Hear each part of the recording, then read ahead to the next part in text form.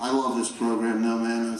I've been reading a lot of. I just read "Pass It On," the Bill W. story, and all kinds of interesting facts I had no idea about. Like when this program started back in '35, a lot of times we were going broke. We didn't have any money, and there were like businesses and individuals that would give us money on anonymous donations to help keep the organization afloat. And nobody knows who they were. I think it was probably the coffee people, I'm thinking.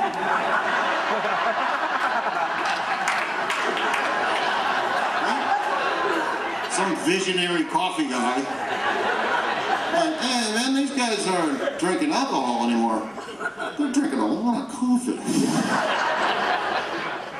Maybe if I just float them a little money till the organization grows, one day maybe it'll spread worldwide and I'll make so much money on coffee, I'll be a billionaire. And people probably doubted him. They probably said, oh, no way, that'll never happen, Mr. Starbuck.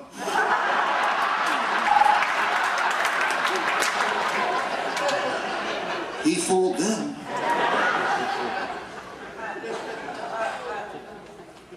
I go to Starbucks a lot, man. I saw a homeless guy outside of Starbucks 2 days ago, and I always feel sorry for homeless people outside of Starbucks. It's like, hey buddy, spare $8 for a cup of coffee?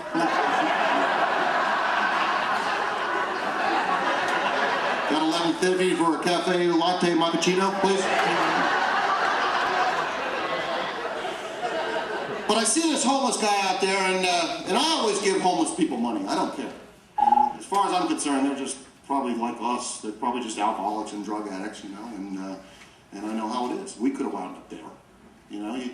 You start taking drugs and drinking alcohol because you want to live outside the box, and sometimes you wind up living outside in a box. That's what happens.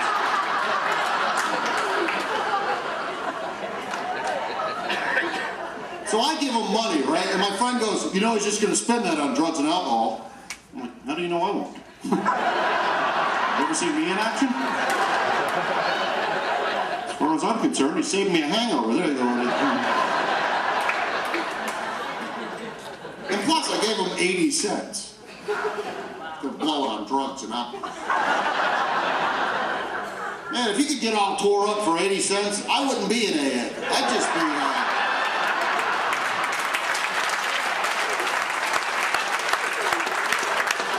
I wouldn't be in AA, I'd just be dead. I told him not to do all $4 worth.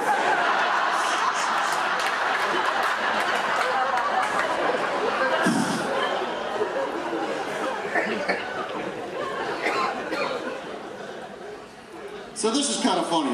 So this kid is on a bicycle and he's like 16 and he's dressed in really nice clothes. He's got a backpack, so he's coming from school, and he's on a bicycle that's like probably a $500 bicycle. So the kid is not homeless, but he sees me give the homeless guy $1. And so the kid goes, excuse me, sir, can I have $1 too? And I gave the kid $1, And I felt like I should give him a lecture or something. Yeah. But then I remembered how I was when I was his age, so what was I going to say to him? Give him a real scolding, kid, when I was your age and I needed money, I certainly wasn't standing outside bumming it from strangers. I took it out of my mom's purse when she was sleeping. What's wrong with you?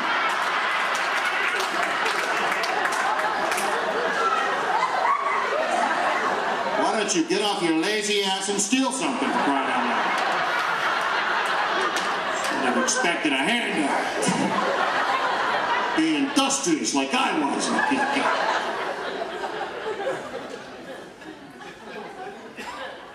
So I am Steve Johnson. I am an alcoholic, and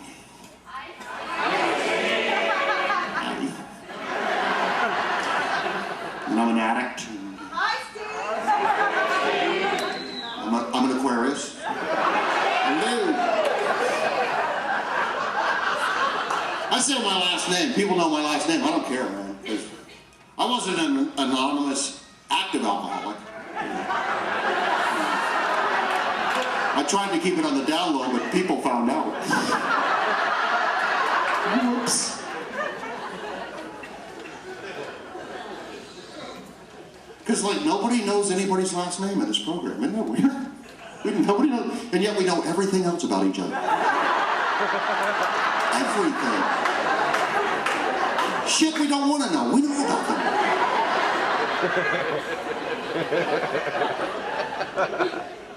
You can go up to a guy, you can like see a guy at a speaker meeting, right? And he's just pouring his heart out, sharing his story. And then you see him like a week later, right? And you go up to him and you go, hey man, I saw you speak last week, man. What a story. Wow, man, you went way down, huh? You punched your grandmother when you were drunk. You're trying to have your business partner killed. Toward the end of your drinking, you were attracted to farm animals. Wow, man. I just want you to know it moved me, man. By the way, what's your last name anyway? And you gotta go, hey, whoa, buddy, what's with the prime? Hey.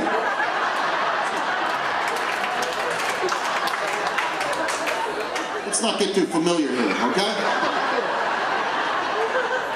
I don't want to wake up pregnant. Back off.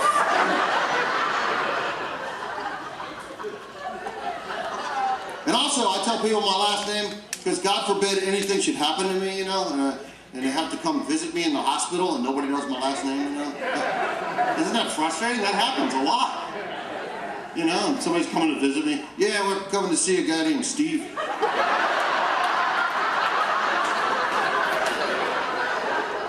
I don't know his last name. He's in a coma. And he's funny. Does any of your coma patient look like it happened in a funny way, like maybe like an anvil dropped on his head or he slipped on a banana peel? Because that happens to funny people a lot. I don't know his last name. He chews gum. That's what we call him. We call him Funny Steve that chews gum. Not to be confused with Plumber Steve who chews gum. Who's not funny, but he's a really good plumber. No, I don't know his last name either. He's a good guy though. I don't know his last name, and I don't know the name of the person I want to visit. I don't know his last name. I know he used to rob jewelry stores when he was 17 years old. Did you know that, Nurse Ratchet?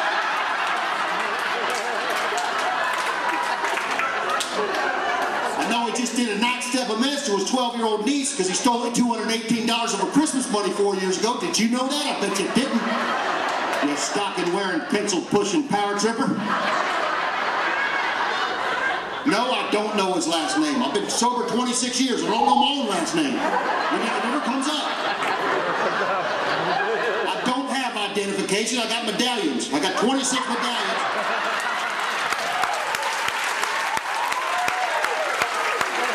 26 medallions that I carry around in my pocket all day.